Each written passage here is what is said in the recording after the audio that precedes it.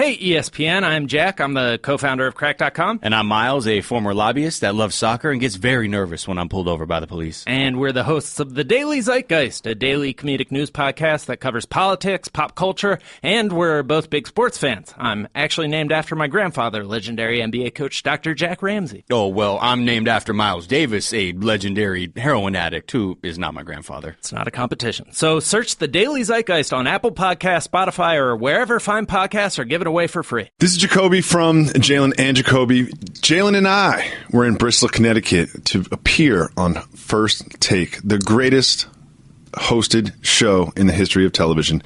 We enjoyed doing that. I hope you enjoyed us on that. But we will always leave you with a dope pod to step to. This dope pod is a little different, though. This is a podcast I'm on called The Nickel Package. Every Tuesday, I'm on the Tuesday edition with a gentleman from Ireland named Cian Fahey, one of the smartest football minds in the business. There are also other hosts that take the other days, Monday, Tuesday, Wednesday, Thursday, and Friday. It uploads every day. Make sure you subscribe to that podcast. If you don't want to hear me and a very intelligent and humorous Irish fella talk about football, we'll be back with the regular Jalen Jacoby episode tomorrow. If you want to hear one of the greatest podcasts that's ever been produced by mankind, stick around. The Nickel Package is next.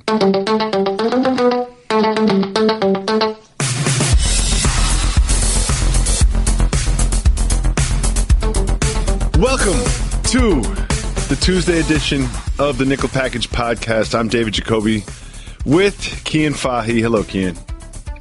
Hello. Monday Night Football wasn't that good. Down.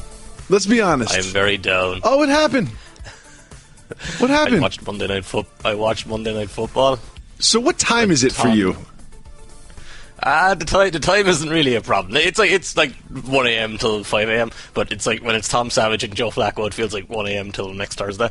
And I woke up this morning and then I watched Blaine Gabbert and Blake Bortles. So I am living the dream job right now. Oh, but also, God. I don't want to talk about Monday Night Football. I have something else I want to talk about, and I'm not letting you get away with it. Because I saw this yesterday, and I did not know what to make of it. Actually, I think you might delete it. I've got the bone to pick with you thing going on, and I can feel the smirk from 6,000 miles away. So I will sit back and just let this wash over me. Somebody tells me it's not going to be a compliment. It's only 2 words, and you'll have to explain it. Okay. Floribama Shore. Let's hear it. What is it? Oh, yeah, Floribama Shore. It sounds awful. Well, first of all, Jersey Shore, I'm not sure if you're familiar, is one of the greatest artistic endeavors of our species. And for like 2 years, it was the most important piece of pop culture to the point where like everybody in the world was speaking like them and using their language and looking like them. And it was just like such a phenomenon that it was everybody. I don't even know why I'm explaining it because everybody listening to this is very familiar with it. So they tried to reinvent it with a new crop of people. And I'm older now and I've got children and I've got a job and I've got gray hair and like a belly, and I'm not supposed to be into these things, but they keep pulling me back in. I try to get out, and I watched all 2 hours of the premiere last night after Monday Night Football ended. My wife is asleep. I should be asleep. I'm never up until midnight, and yet there I am, just watching Nilsa and Jeremiah and Gus and Courtney, drunk Courtney. Whew, Courtney does not like peeing in toilets, man. Courtney will just pee everywhere she can except for a toilet.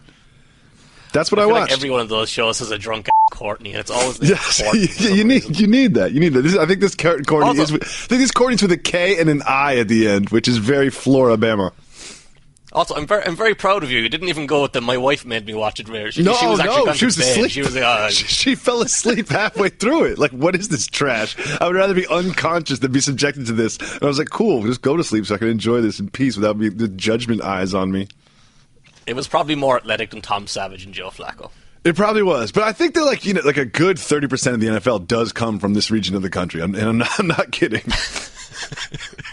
I'm not kidding at all. They can have a sponsorship deal with Roger Goodell could make a cameo. It'd be great. They should. Well, I think Papa John's is out, so Floribama Shore can be in.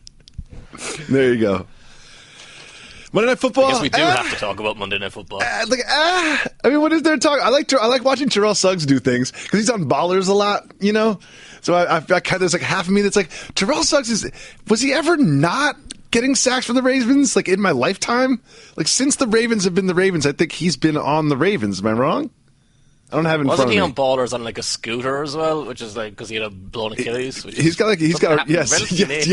Yes, a little half scooter thing. He got injured on set. He's a recurring character on Ballers. He was like 32 or something at that age, and normally you blow an Achilles at that point as a pass rusher and your career should be over. But he's actually he's had a pretty good season. The kind of thing that I take away from that game, though, and it's less about that game. Like, to be honest, even talking about that game, just I know what you're going to say. You're going to say the punter is the best quarterback on the field. That was an amazing play, though, wasn't it? Because you never see. That wasn't even never terrible see those plays coverage. work out that way. Yeah, it was like he kind of had to put it where he put it, to make it all work. It was a nice catch. I was on board with that play. That's the most exciting thing that happened. You're Los Angeles guy, so like Johnny Hecker or Sam Cook. I don't even know what you're talking about. Johnny Hecker's the Rams punter who throws the ball all the time. Oh, come on, man! You think I know the punter and the Rams? You don't understand how this die easy fandom works. I just care about stars. And I can only name like 4 guys in the team that I fall in love with every year. That's how this works. I just care about stars. If that's why you're watching Alabama, sure. It's not passion. Yeah, there's some stars there. I think there might be some breakouts. Let's actually get back to my takeaway here and not talk about Jersey you don't want me to interrupt interrupt you again with some nonsense? Okay. Although we do have a Geordie Shore over here, which is just the same thing with English accents and a really heavy English accent. If you think I'm not familiar with Geordie Shore, then you must be you must have a bad read on my media habits. Married life is fun, huh? If you think I'm at home reading the New Yorker all weekend, that's what my wife's doing. Yeah. Okay, so 6 minutes later, let's get back to Monday Night Football. The Ravens. The thing I took away from this game didn't really have anything to do with this game because now the Ravens have wins this year. They have 6 wins this year, so they're 6-5. The quarterbacks they've beaten: Tom Savage, Brett Hundley, Matt Moore, EJ Manuel, Deshaun Kaiser, and Andy Dalton. Like, that's a murderer's row of mediocrity, or what I tend to call the merry-go-round of mediocrity for NFL quarterbacks when they swap places, like Ryan Fitzpatrick and Josh McCown. And this is kind of why the AFC is such a disaster, because they are a playoff team, and the Jaguars, who just had Blake Bortles lose them a game, is another probable playoff team. The Tennessee Titans are going to be a playoff team probably, and they can't throw the ball with Marcus Mariota right now. And everything's a mess. There's more crying and things falling over and not working on this than there is on any Geordie Shore program. Well done. Way to tie it back in. I'm getting good at this. The game sealing sort of interception from Tom Savage was particularly savage. I don't think CJ was particularly open, but the ball was certainly not particularly close to him, no matter whether he was open or not. And the press conference, you sort of expect reporters to ask him about that play, and he really had to face the media. I just want to give a listen to that quickly. No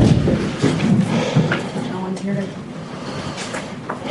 You good? Good. No questions? Good. Great. He walks into the room. Like, I've been in these rooms before. There's usually like 4 rows of folding chairs, and there's some snacks, and you wait around for the star to come out, and Tom Savage walks out. You can hear the PR representative be like, there's no one here to ask you questions. He's just like, we're good? She's like, we're good. He's like, all right, and then he walks off. I think that's worse than having to face rows and rows of media asking you detailed questions about how bad you are at your job. It's like when you're getting the silent treatment at home. The media's ghosting. Exactly. It's really bad. It happened to Eli Manning. It happened to Eli Manning last year, and Tom Savage at least was like, "Yeah, I'm gone. There's no one here." Eli Manning just stood there and kind of held his arms out and waited around and didn't do anything, and it was just stupid. Surprised he didn't have a prepared statement that he read from. That interception though, that's kind of it's a situational awareness is something you hear a little bit about in the NFL with quarterbacks. It's pretty simple. It's, look, if it's 3rd and 4, you have to understand checking the ball down for 2 yards isn't a good thing. You have to try and get 5 yards. So in situational awareness in that situation, the defense knew that the offense needed a touchdown.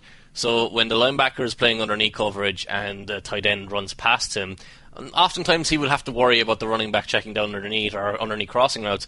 But when the offense has to go after a touchdown, the linebacker knows that he's not going to get beaten by underneath routes. And if they check the ball down, it's a win for you. So he travels with the tight end up the field, and Tom Savage doesn't adjust his read. He doesn't adjust to situation, doesn't show off situational awareness. So he throws the ball thinking he's got an open tight end, when the reality is he throws the ball straight to the defender, and it looks like it's just a really bad accuracy throw, but it's actually something that's more tied into a bad decision than a bad accuracy. Can we go to football analysis. I forgot about that. Enjoy it. Can we go to my my new favorite team, the Los Angeles Rams? Yes, sir. They beat the Saints this weekend, and I walked away from that. My biggest takeaway from the game was Alvin Kamara is all of a sudden the greatest runner. Like Adam Thielen is the best wide receiver in the league, according to you. I think, according to me, Kamara is the best running back in the league. He's having such a weird season because he wasn't really having a huge impact early in the year. He was being productive, but he wasn't making the plays he's been making since. That touchdown run he had against the Rams was beautifully blocked and beautifully executed, and he obviously did really well to run away from the defence, and he made the right decisions, made quick cuts, and got out into the open field. But it's less about the running with him. Like he's a very good runner, but when he's on these screenplays, when he's throwing the ball in space, he is phenomenal at just making guys miss, and he's doing basically what Kareem Hunt did for the Chiefs earlier this season, where he's making plays that aren't executed well around him still be productive. Like he's turning gains that should be 2 and 3 yards into 6 and 7. He's turning gains that should be 5 and 6 into 20 and 25. He's very hard to cover when he's in space in terms of if he's running a route or if he has the ball. And he's so strong that even when you get onto his legs or even when you wrap his legs, he still might kick out and keep going. And you saw that over and over again with the Rams, because the Rams are generally bad tacklers. They're generally bad run defense as well. But teams, they can kind of get teams out of their game plans, out of their blueprint, and make them throw the ball and kind of play off script a little bit, and that helps the run defense. But if you commit to running the ball against the Rams, you will generally have a lot of success. So Kamara right now is filling a perfect complementary role to Mark Ingram, and maybe there's an argument that Kamara should be more involved, because I think he finished that game with 11 touches. But I think he finished that game with 11 touches in total. And the final one was on that final drive when he ran in a touchdown from a check down, basically. So I think Sean Payton needs to take a little bit of criticism here. He needs to get Kamara more involved. He needs to not kick a field goal in the fourth quarter when he needs 2 scores. So he comes back and has to, even when they get to stop, he has to score 2 scores again. So the Saints are still a very good team. They're still set up. They've still got a lot of talent, but there's a little bit of things to figure out, a little bit of kinks to work through. Well, I mean, they were on, an 8-game winning streak, so I can understand why there hasn't been too much criticism coming his direction yet, especially with the use of, the running back balance. But I think after this game, you are right that I would be surprised if I don't see more Kamara moving forward. It was a weird game, too, though, because Drew Brees kept trying to throw it away. He threw about, I think, 4 or 5 interceptable passes, and only 1 was caught, I think.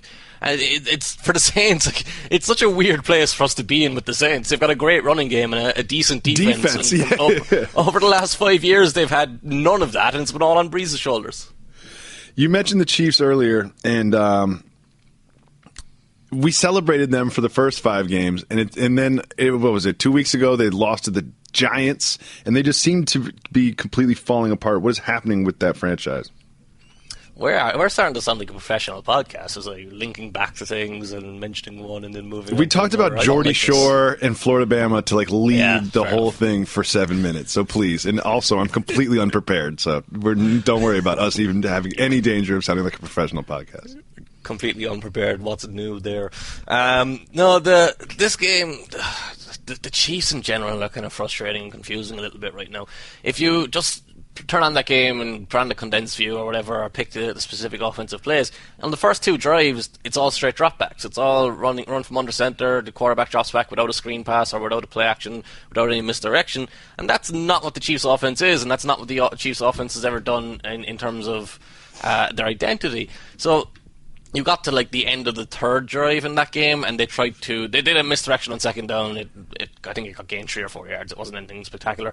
And then they tried to throw a screen on 3rd down, and there was a miscommunication. Tyreek Hill motioned from the right side to the left. Albert Wilson was wide to the left, and he was looking at the quarterback all along. I'm pretty sure once Tyreek Hill motioned across, Wilson was supposed to understand that he became a blocker and Hill became the screen receiver, and there was that miscommunication there where Wilson and Hill both went for the ball, and that led to an incompletion, and that led to the first 3 drives of the game them not moving the ball at all. So you're kind of confused by what Andy Reid's doing right now, because he has understood previously, early in the year, that he has to rely on these misdirection plays. And obviously, the more tape the defenses have, the better equipped they are to stop these misdirection plays. Also, all the other teams in the NFL stole those plays from the first 3 games, and so it's not. It's like now it's just kind of like it's like a cancer that's spread throughout the league. These misdirection plays that Andy Reid worked on all summer. But continue.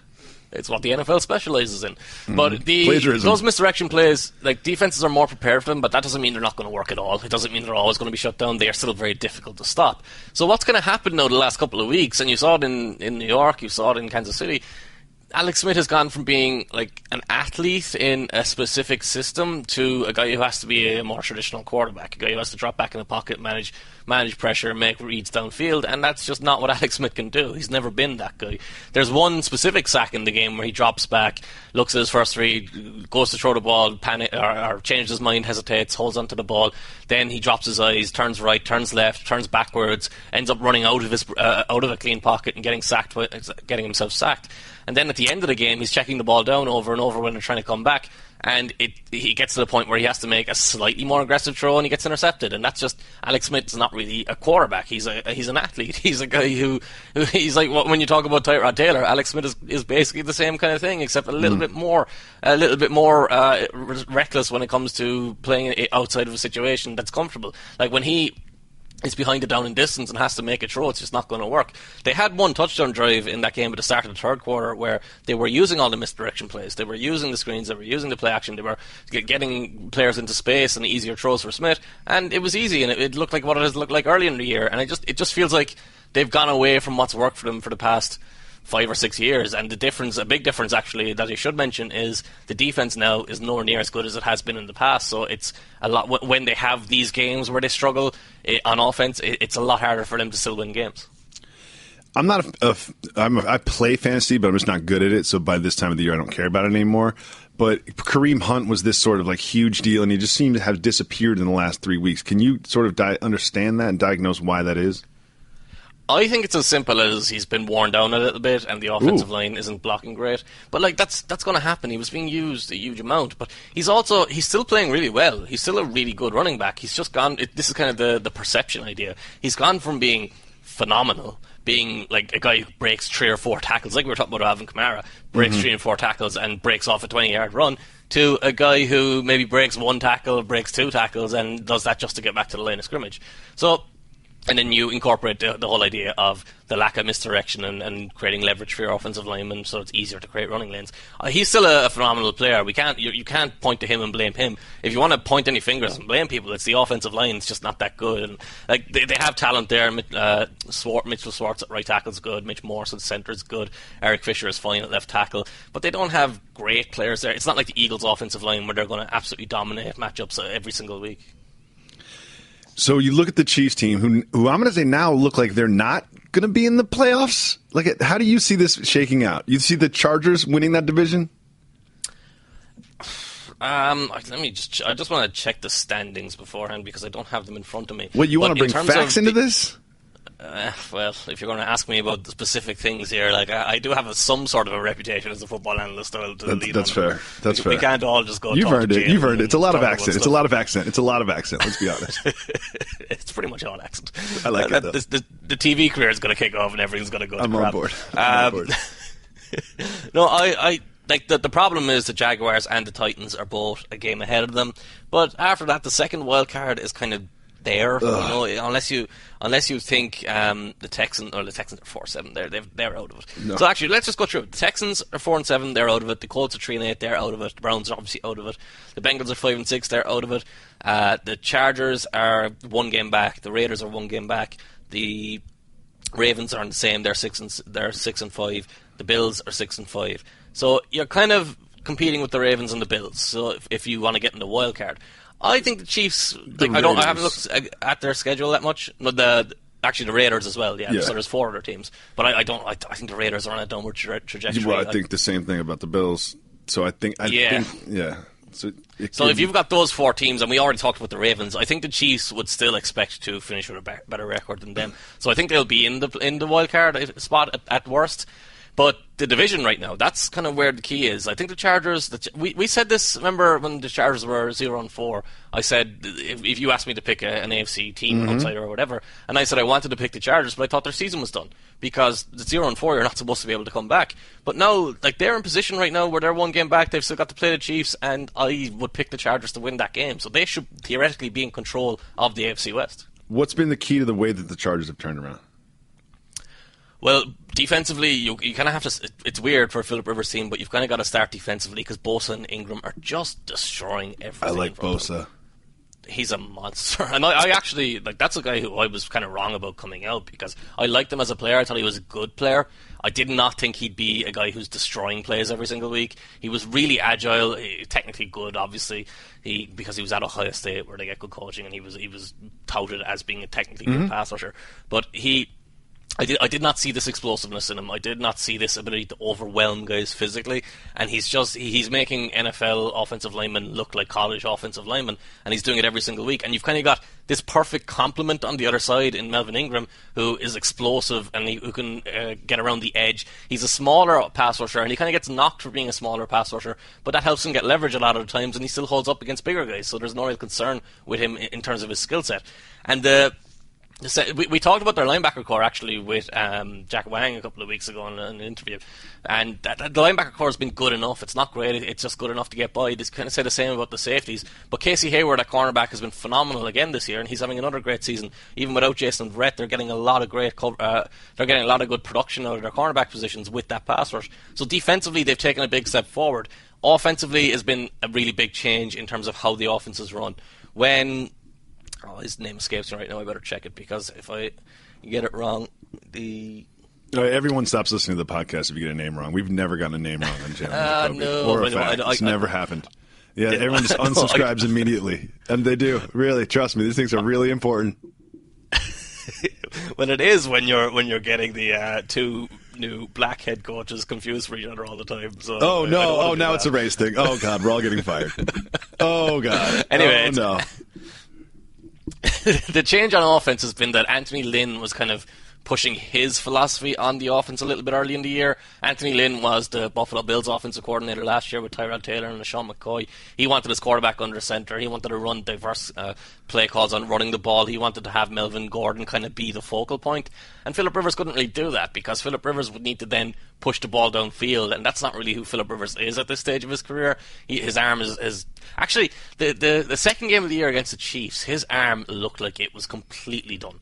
He was missing throws in that game, and it wasn't just that he was missing throws. He was missing them from completely clean pockets to wide open receivers. There was one play in that game where Keenan Allen, I think it was, ran a 12-yard out route from the near hash. So that's like a routine throw for Philip Rivers. And the ball sailed maybe 3 or 4 yards over Keenan Allen's head. And he did that a couple of times. It wasn't just a once-off. So Rivers has shown a little bit more velocity in his passes. Against the Cowboys on last Thursday on Thanksgiving, he was throwing very accurately. He had 2 passes up the seam. Both of them should have been intercepted, but both of them were decisions. They weren't arm strength issues, they weren't accuracy issues. So that's kind of a good sign because you don't expect Philip Rivers to continue doing that. So if his arm is lively enough and if Keenan Allen continues to play how well he has, and Hunter Henry is still that mismatch player over the middle, Travis Benjamin is still capable of explosive plays, Melvin Gordon is still capable of explosive plays, they have a huge amount of talent, and all those predictions from before the season where everyone thought the Chargers were going to be a really good team, they might start looking a little bit better again after looking at complete trash in the first month of the year.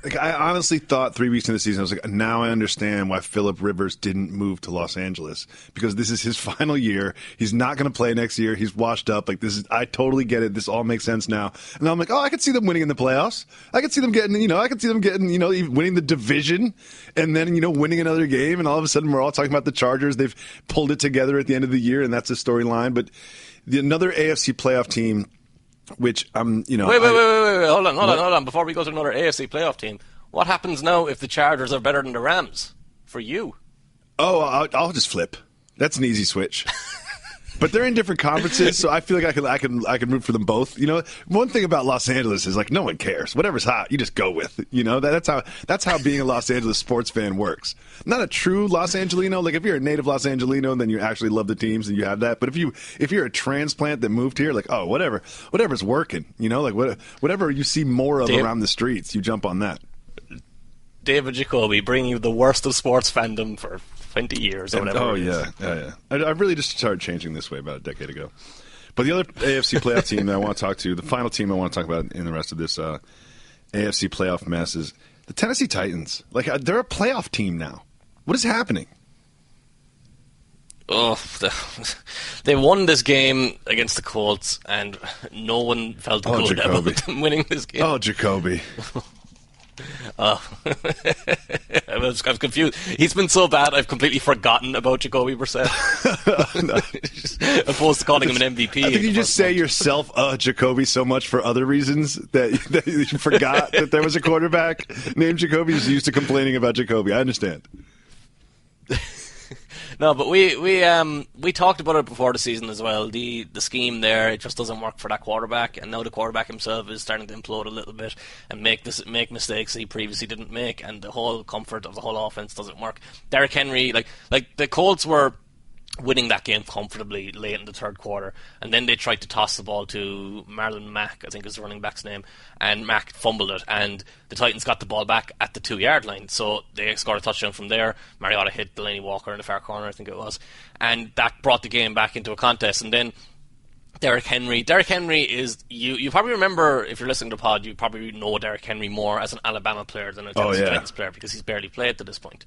And Derrick Henry for Alabama was this guy who just he got a lot of wide open running lanes, that whole Trent Richardson thing, and that just idea run that, people over and all these highlights, and you're looking at him like, oh, he's the next great NFL running back.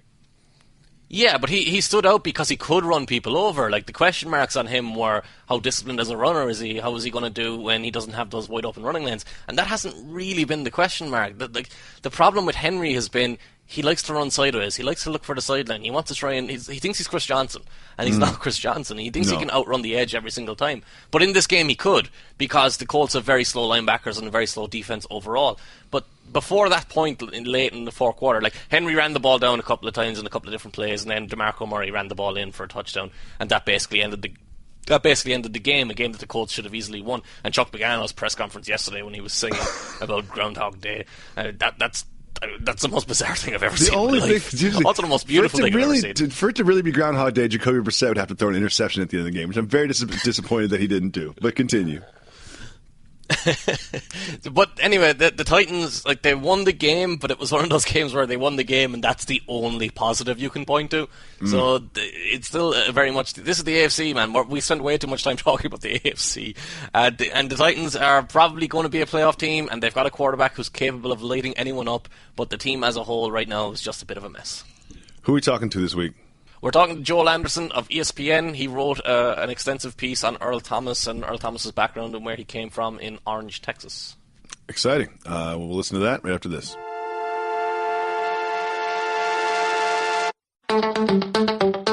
One of the big challenges when you start a new podcast is finding guests and finding quality guests. And starting this podcast, I had 14 names down, and this is podcast number 15, so now we're stuck with Joel Anderson of ESPN. So, Joel, how are you doing today? I'm great. I'm glad I could be number 15. Thanks for having me on. I thought it was a perfect introduction, but we'll move on. I actually had you on this week because one of the things with the NFL, and it's being emphasized more now than ever because of the NBA, is that we don't really know these guys. We know some of the quarterbacks. We know we don't even recognize. Like, The Undefeated right now is running a series where they get their writers and they put up pictures of players on their favorite team and see if they can name them, and they don't. They pretty much always fail. And it's one of the quietest guys in the league is Earl Thomas, and you wrote a piece about Earl Thomas last week. So I want to ask you how you wound up writing about Earl and how you wound up thinking that this was a piece worth doing. Yeah, well, so the way that this started is that this was an idea that was almost pitched at me when I was interviewing for the job to work at ESPN. Me and the editor, Dave Wilson, were both Texas guys, and we both knew that Earl Thomas is from an area that had been, devastated by Hurricane Harvey. And we said, well, you know what, we really would like to get at, like, his connection to his hometown, because we heard that he was doing some great work down there. And as we looked into it and we did a little bit more, research on Orange and all that, all this other stuff comes up. Now, it's not a huge surprise. I'm from Texas, and I'm from, that Southeast Texas, not Orange, Texas, but Houston, which is close enough, though. You get an idea about the lay of the land. And so we were just like, well, man, there's this, great story about Earl Thomas and saving a town that, you kind of got to wonder, like, what keeps him connected to a place that's like this. And as we talked, I talked to his family, spent a lot of time with his parents, spent a lot of time with other family members and old friends and classmates and teachers. You just get the sense that this was a guy that, it developed a lot of devotion to that place through his grandfather. So that's kind of how it all sort of flowered, right? We just really wanted to get at some of that. So one of the quotes that stood out for me from the piece, and I thought there were actually quite a few good quotes in it, but one of the quotes came from Richard Sherman, who you mentioned in the piece that Richard Sherman had visited for one of the football camps along with, I think it was Cam Chancellor and other Seahawks players. But the quote he had about Earl Thomas was, he came from a place not a lot of people get out of. And that's kind of something you hear about different players, especially in football, where you hear about, they came from poor conditions, they came from a place where football was their only way out. But we kind of hear that and then we leave it at that. Like, we don't kind of dive a little bit under the surface more. And you were obviously there and you're obviously familiar with Texas in general, but you kind of got into a greater detail into why Orange had such struggles and why the people there struggle so much. Well, I'll one thing that I'll say is that, and it's crazy because Earl Thomas is going to be a 6-time Pro Bowler. He's a Super Bowl champ. He was a consensus All-American. And if you ask anybody from that town that went to that high school, is Earl Thomas the best player to ever come out of here? They're like, well, I don't know. He's probably top 5. And it's like, this is a town, the only other notable NFL player is former Dallas Cowboy Kevin Smith. He played for the Cowboys throughout the 90s. And to put that in context, Earl Thomas is top 5 in the NFL right now. Yeah, right. Exactly. And they're like, well, I don't know. You have to think about it. So what sort of makes it difficult is that, it's tremendously poor. It's even at least amongst the people in the black community in Orange, Texas. It's an area that's sort of stuck in this like petrochemical corridor of the state. So there was at a time really good jobs there. People that had great working class jobs and they could retire. They worked at the DuPont factory. They worked at the shipyard. Over time, a lot of those jobs went away, so we're just stuck with this where people were there for these jobs that are no longer as well-paying or that are not even there anymore. So it's poor. The school district has been threatened to be taken over by the state a number of times, and so people aren't necessarily getting a great education there. And it's just a really difficult place. With all that, without a lack of opportunity, without a lot of jobs, without great education, there's just a lot of poverty and people that there's not a lot of ways out of that town. And so, talking to one of the assistant principals at that school, he's a guy that played college football somewhere else, and he just said, you know what, man, a lot of these kids here, their grandparents are their parents. Their parents are either they're in prison or they're dead, or it's just unbelievable. He'd only been there maybe a couple of years, and he just said, what, I deal with so many kids who are being raised by their grandparents because their parents just aren't here anymore. And so it's a tough place. There are a lot of tough places. I've reported from a lot of tough places, but Orange is particularly tough in that way. And Earl was, if I have this correct, because I think there was like an Earl 2 and Earl 3 and Earl 1, so I wasn't 100% sure. But Earl was raised by his grandfather then? No, actually, so his father was there. His grandfather was the patriarch of the family, though. He moved to Orange. He set up a church there. He was very active in the community. So he's like this big, overbearing presence, and that probably is what comes through in the story. His dad was there. His dad, in fact, was a pretty good athlete himself back in the day. He was a long jump state champion in Texas, and got a scholarship to a small little college in Austin, not the University of Texas, but it was a small, historically black college. Didn't last long. He got his girlfriend pregnant and had to move back to Orange, and took care of his family from there. But No, his father was there, but his grandfather was a huge presence in his life, in Earl's life. And, he would take Earl to church with him and make Earl play the saxophone or drums. He was, Earl the third, the Earl that we know, the one that plays for the Seahawks, was just always constantly with his grandfather. So he just had a tremendous, an outsized influence on his life for what you would think a grandfather would be. I was suddenly picturing the Legion of Boom as a jazz band there or something. Earl can play the drums. He can play the sax. He can play the organ. I think he said he can kind of mess around on the piano a little bit too. These are all like instruments he taught to play himself. He is not like he had like music lessons or anything. He's apparently a really, really talented musician. And he can literally line up in any position on the football field as well. So he's one of those people that's just really, really good at everything. But I do want to get back to this church and his relationship with his father and his grandfather, because when you read through the piece, you kind of expect to be talking about Earl Thomas, but if you have an idea of how Earl Thomas's personality is, you also have that little suspicion moving in where Earl Thomas doesn't want to talk that much. So I kind of assumed you would have branched out around Earl Thomas and what was around him growing up. But the church kind of seemed to be the point that you came back to all the time, the point of emphasis, and not necessarily in a religious sense, but in a community importance sense. When things went wrong, this seemed to be the place where the people went to, and where Earl Thomas's grandfather seemed to be kind of a leader in not just his own family, but in the wider community. Yeah, well, I mean, just as a point of reference for my reporting, when I was trying to meet the family, when I was like, I need to talk to somebody in the family, like, and make contact there, I went to a church service on a Sunday, and so I went there, and his uncle is the pastor of that church now. His uncle, who's my age and played college football too, and looks just like Earl. His mother was at the church. She did a little presentation, and she's a secretary there, and a lot of his uncles were there. So, I mean, like, that's a place that his family still gravitates toward. It's like, it still occupies a huge role and like his family's connection to that community. But yeah, I mean, if you go to that neighborhood, there's not much over there. It's not like there's stores.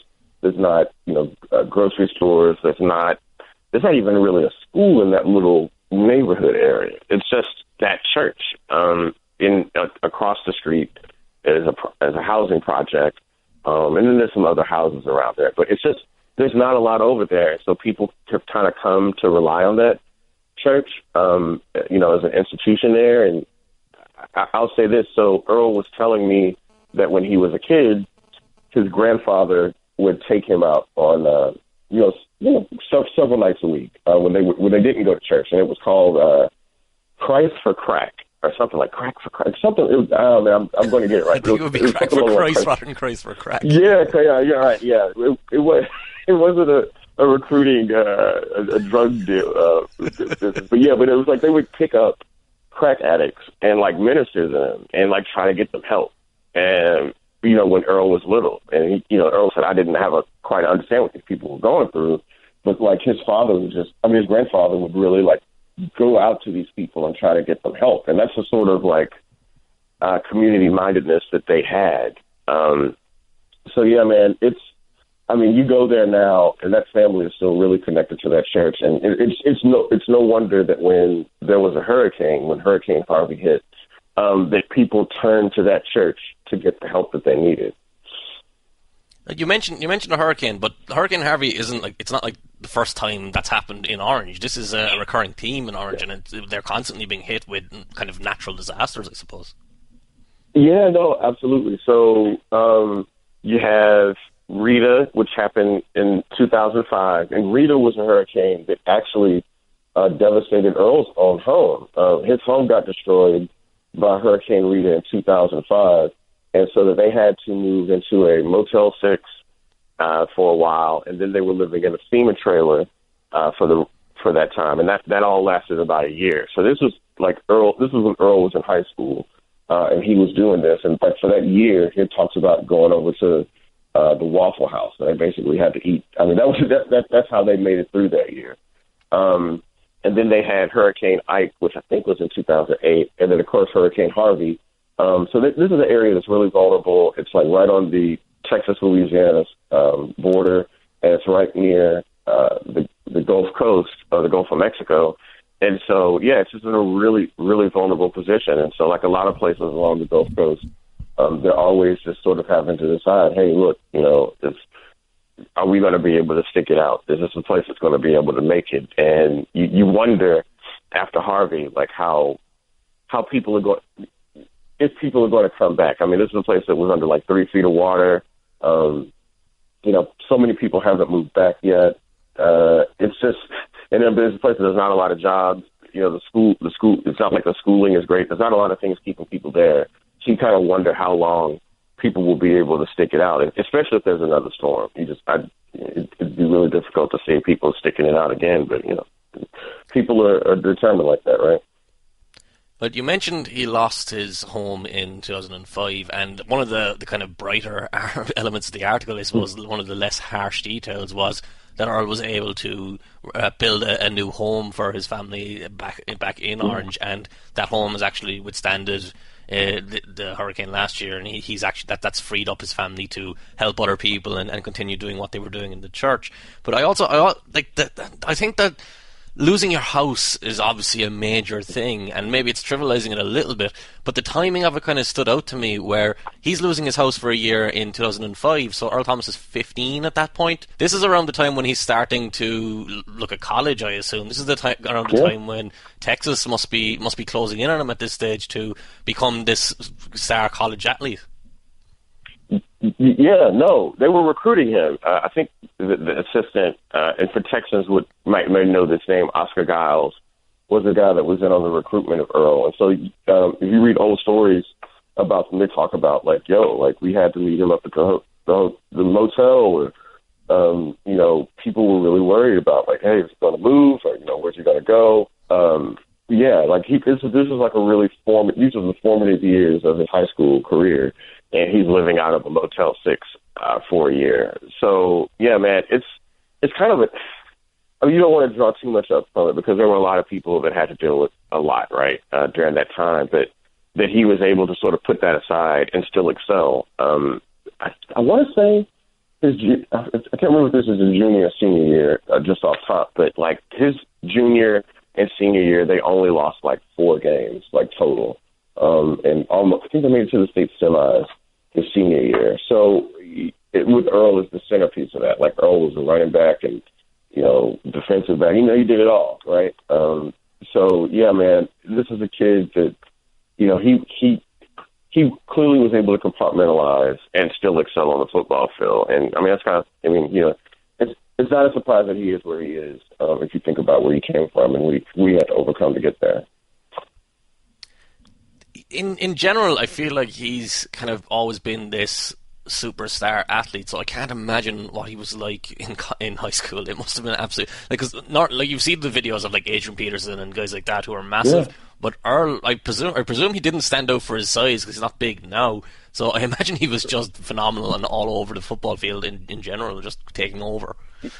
Yeah, people talk about his speed, right? Back then, he was just incredibly fast and incredibly instinctive, and that's something from watching film. That Earl just seems to be able to diagnose plays, and he knows where the ball is going to be. So you combine his instincts with his speed, and it's amazing. And I'll mention this: he was also the starting point guard for their basketball team when they went to the state semis. Now this isn't a school that's known for having a basketball power, but he averaged 9 points a game, 4 assists, about 5 steals, playing point guard for a team that went to the state semis. So that just kind of gives you an indication of the athlete that he was. He could do, I think he played baseball too and was pretty good at it.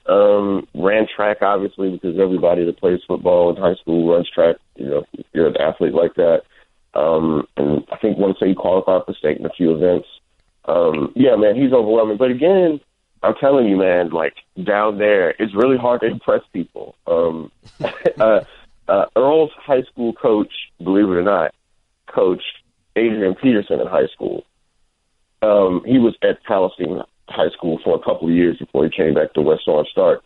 And so it's just I'm trying to be hey, can you just tell me how great Earl is? Give me some context. And he's well, I coached a guy you may have heard of called Adrian Peterson. And he's listing off all these other dudes. And so it's like, although they're very appreciative of Earl and they're very proud of him, they won't give him the props of being like, yo, like he's overwhelming. It was amazing to watch him play. They just don't do that.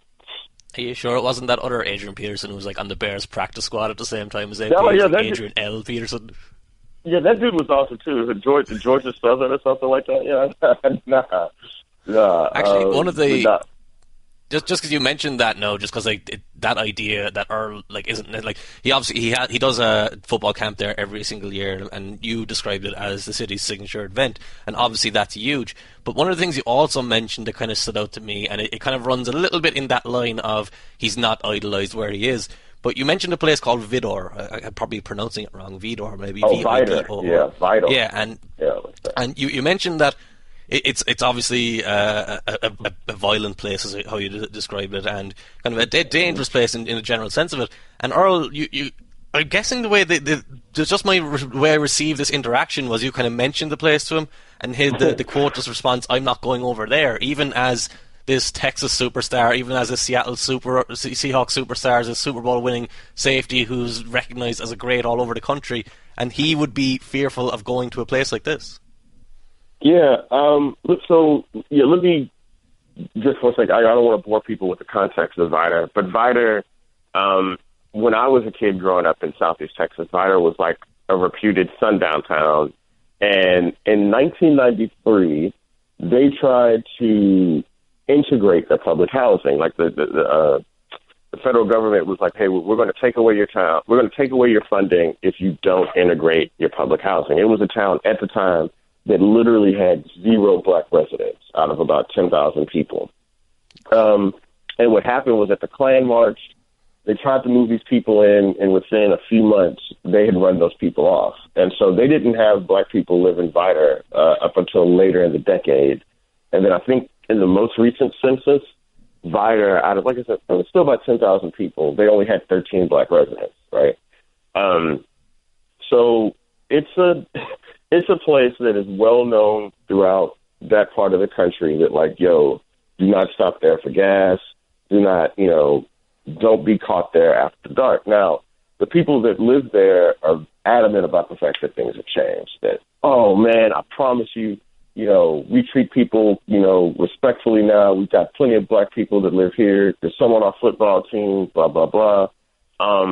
It just, even if that were true, they just have not been able to do anything about their reputation. So to bring Earl into that, Earl is a dude who is, kind of guarded. He's not. He'll open up to you if you get Tom around him, supposedly. But like he's just a guarded dude, and he has people he hangs out with, and that's about it. But apparently, his father goes down into Vidor and goes fishing with some people or something. His father's kind of an outgoing guy, knows everybody. And so he goes over there. So that's how that came up. We were just talking about who is it? Tell me a little bit about your dad. Your dad is kind of a crazy guy. He's really outgoing. He's a personality. And so we were talking about his dad. He's like, yeah, man, my dad, you were going to Vidor. And I was like, really? And I was like, yeah. And I was like, so have you ever gone over there? He's like, man, I'm not going over there. And so that's kind of how that happened.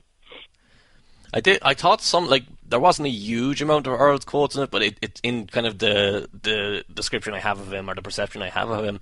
The words he did use were kind of were pointed and kind of significant, and it felt like when he was talking like that, there was a little bit of resentment that had grown towards. Maybe not resentment might not be the right word, but a little bit of a reluctance. Like he said, he wouldn't move back to living in Orange. He said, like, going forward, he doesn't really grow as much when he goes back there. And how did you interpret that? How did you receive that?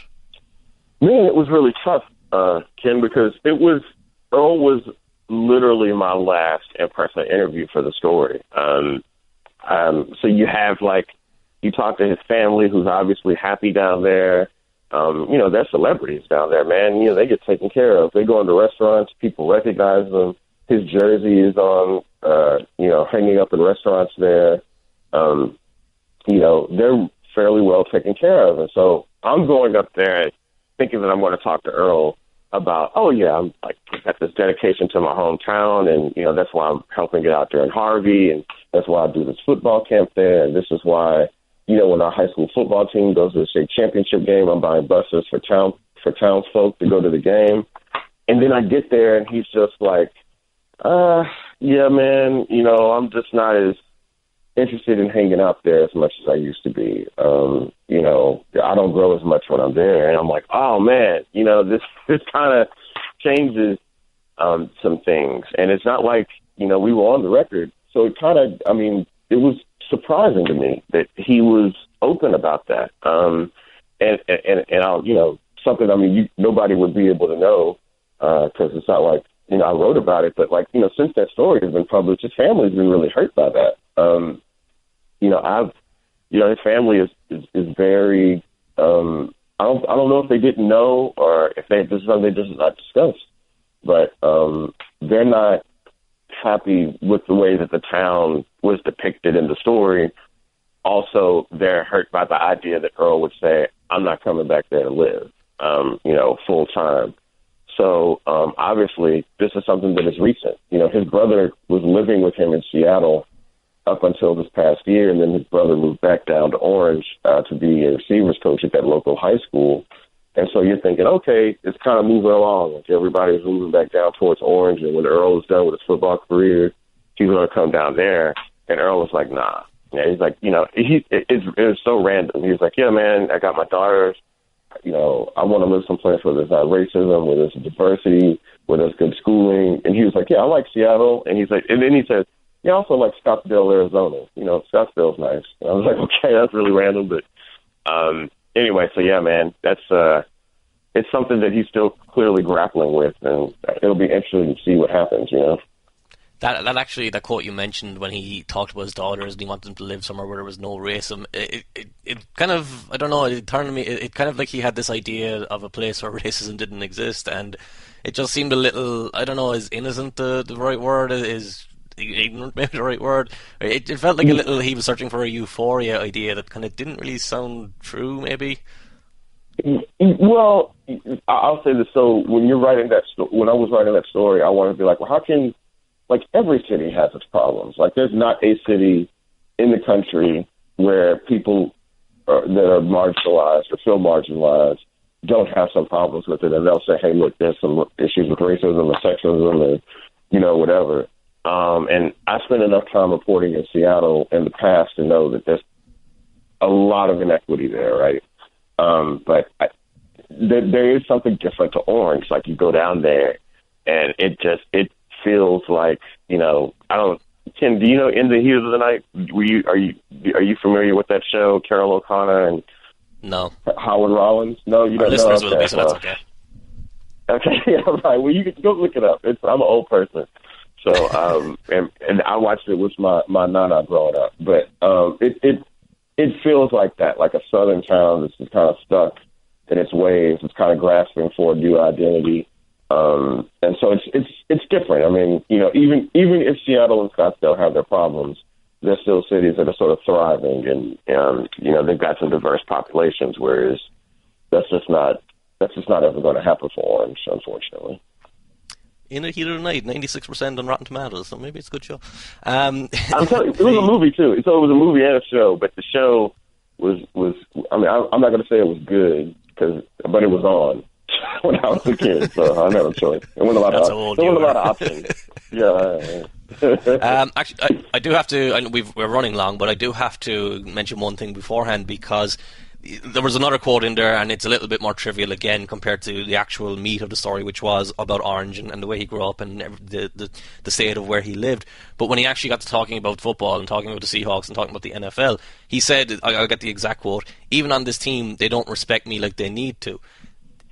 That quote was kind of very significant in the sense that he seems to think the Seahawks don't appreciate him enough.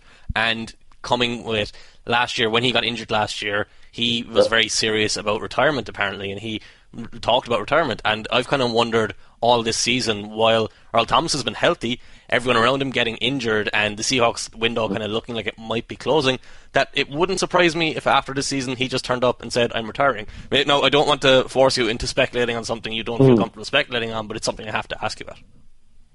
No, so yeah, that surprised me too, but he was sitting in his room. This was the week after he had that hamstring injury against the Texans. So clearly he was frustrated, and he was going through it. Like he just has not had a lot of injuries in his career, and talking to people around him, like that's just something that he's really had to struggle to deal with, and so that's made him think about, what I call his football mortality. I don't know that he would retire, but he did say, I could go ball somewhere else, no problem.